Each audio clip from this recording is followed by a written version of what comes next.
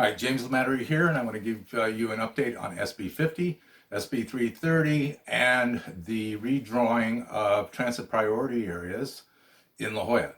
First, SB 50 will be introduced on the Senate floor by January the 8th, 2020, and it's under revision. It looks like the bad parts of the bill are still in there. They're after coastal height limits and transit being built along coastal areas. So this is something we as La Jollans are going to have to figure out and deal with. If this law gets passed, there's a lot of resistance to it because, as you know, SB 50 would allow a project developer to come into an existing single-family zone neighborhood, scrape the house next door to you down, and build up apartment units. So it's a drastic bill. Forward to SB 330, which was enacted in October. And SB 330 limits reviews, but it has another effect, particularly upon La Jolla, with their TPA maps. I'll get into that in a minute, but a TPA map is a transit priority map. One of the problems with SB 330 is that it locks in current density levels on your general plan.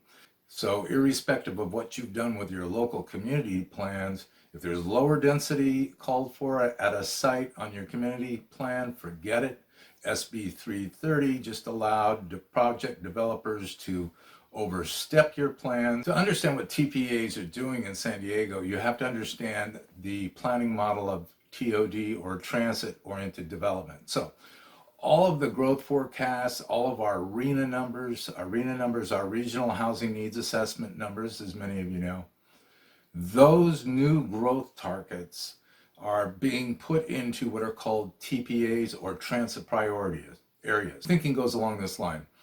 All new construction should be built in high resource areas, high resource income, high resource transit areas, and it should be tall, dense housing. So instead of allowing any more single family homes, they only want to approve tall, dense housing projects.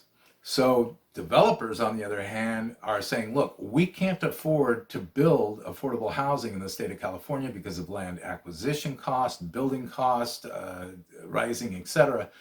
So they are only bringing forward projects that are high-rise luxury units. So one of the reasons that TOD is the model for planning is it's supposed to bring in tall, dense housing around existing transit hubs so that the developers do not have to provide any parking spaces for their tenants. The assumption is all of those tenants will ride the trolley. Problem is we don't have a convenient, connected system. So there's no viable way that building TOD is going to work for us. Although that's the planning model, that's what the city is going full force at. No affordable housing provisions have been adhered to. So for recap, SB 50 will be reintroduced to the Senate floor in January. I will send out an electronic petition that you can sign opposing it. Please share these videos with your family, friends, neighbors, everyone, because it's going to take a massive effort of homeowners in the state of California to protect your single family zoning.